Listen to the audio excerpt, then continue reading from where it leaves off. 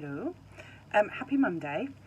I have just done a live in a Facebook group called Eco Essex, and a few things came up from that group, questions that people were asking, that I thought would be really good to talk about on here today. First of all, I hope you had a lovely weekend, and I hope if you have children that the school run and that sort of stuff is going smoothly, and if you're back at work, I hope you're okay. I hope everything's all right and everyone is safe, obviously.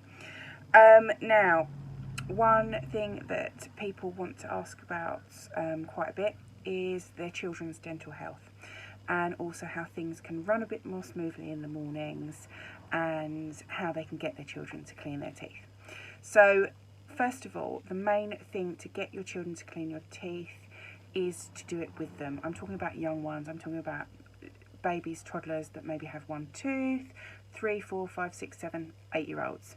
So the way to get them to clean their teeth and to learn how to do it properly is to do it with them.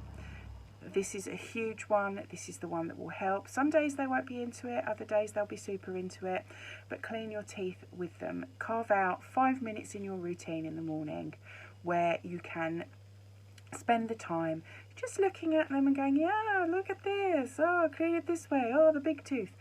Showing them how to do it. I do this with both of my children, and my youngest is 3 and my oldest is 7. Sometimes I have to help my 7-year-old actually be motivated and to kind of get in there. But when they're so young, if we are continually pinning them down to get the toothpaste in there, to get the toothbrush in there, and doing it really, it's hard not to do it aggressively when you're doing it that way, and this causes trauma, and this trauma comes out as not wanting to go to the dentist and not wanting to clean their teeth and being frightened of it. So the best way is to do it with them, and to clean teeth with them. Now obviously you will clean your teeth differently. Hopefully you will floss and tongue clean and do all of the things that I talk about. So this is an additional sort of thing after you have done your sort of thing in the morning. So it's talking them through. You can tell them why they do it, what they're trying to do. Have a timer as well. Have a 2-minute timer or something on your phone. Maybe have something really cute in the background to listen to. Sort of like, there's a Doc McStuffins song that my children like. I don't know where we got it from. I have no idea. That she goes, you gotta brush 'em, brush 'em. You gotta stuff 'em, stuff 'em. You gotta put it in your mouth, mouth. And they love it. They think it's so funny. But there's so many different songs you can have. Yes, I'm sorry everyone for doing that, but I have to sing the whole thing when we do it. So that is great. Now, with regard to sort of firmness of bristles that you should be using for your children, my advice is anything under 3, use a soft bristle. Anything over 3, as they're getting older and they're learning how to do it, use a medium bristle. And you will find that you go through more children's toothbrushes than you do an adult brush. Obviously our brushes last up to 3 months, but with any brush, younger children just chew it and it splays. Yeah, I go through sort of like two toothbrushes in that 3 months, so it lasts like a month and a half, 2 months. So that is perfectly normal as well. So they will chew it and they are just playing about with it. It is much better to do it the softly approach where you are with them brushing, and perhaps sometimes they don't do it properly, than it is to do it all the time and make them frightened of it. So our bristles, our children's toothbrushes are, I should have really had some with me. Hang on. I'm gonna run and get one. I'm back. Right. Our children's toothbrushes look like that. So we've got them in soft and medium. Need to open up one anyway for a sample that we've got, and you will see it's a nice little, it's just right for little hands. My 7-year-old still has these.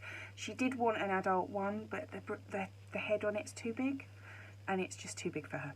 So, and you will see our bristles are 10% bamboo, which makes them really soft. And what they do, bamboo is naturally antimicrobial and antibacterial, and what that will do, which is key, it will really help lift any plaque that's coming on the bottom of their teeth. This is the yellowing, and basically what the yellowing plaque does is it causes cavities, and it causes the breakdown of our teeth. So we want to nip that in the bud. I'm not talking about having perfectly white, bright teeth, because we all do have staining, and especially when you're following more of a natural sort of routine, it is natural to have not perfectly white, bright teeth. it is perfectly natural. The white bright teeth is a fairly new thing. I'm not talking having manky, disgusting teeth either, because that's completely separate. But hopefully you understand what I mean. So what this will do is it will help lift the plaque from the teeth. And when my 7-year-old was a bit younger, on her canine she had a bit of plaque that I couldn't get rid of. I could not get rid of it. And when we first were looking at these, and we were looking at this new innovation of bamboo being infused in the bristles, I thought, well, what does that do? What's that all about? Within 2 weeks of using it and trialling it, that plaque had gone. So I know firsthand that this works. Obviously I own the brand as well, so you know, it's like you're all going to be saying she's just saying that, which I could be, but I'm not, and hopefully you trust me as a person, as a human. So I swear by our children's toothbrushes to lift plaque completely. Another top tip, actually 2 top tips, I've spoken about this before. One is, when children have eaten, wait 20 minutes to half an hour to brush their teeth, because there will be sugar in their mouths, and that sugar will stay on the teeth, and all you're doing if you brush straight after is you're pushing that sugar into the teeth to cause cavities, and it's staying there. You're not getting rid of it. The saliva has to have time to work its magic to move the sugar out of the mouth. Another top tip, if you're out and about and you have given the children some sugary stuff and you're worried about it, you think that you need something extra to kind of get rid of the sugar, cheese. Which is a really good thing, and a lot of dentists recommend this as well. Just cheddar cheese, tiny little block of cheese, give them some cheese afterwards, and what the cheese does, the bacteria in the cheese will help lift the sugar really quickly and wash it out of the mouth, and it helps balance the oral microbiome, which should be at a pH 7. If it's any lower or any higher, that's what causes the problems that we have of gum disease and cavities and all of the nastiness that happens when you have to go and have work done at the dentist. So we want an optimal pH of 7. Yeah, so I think that's it. Any questions, let me know. I'm going to be trying to do regular videos each week with things that come up that week that people are asking me, because I get asked a lot of things now on DMs and on Facebook groups, so it's quite good to bring it over here and to speak to you guys about it as well. Have a fantastic day and take care of yourself. Bye bye.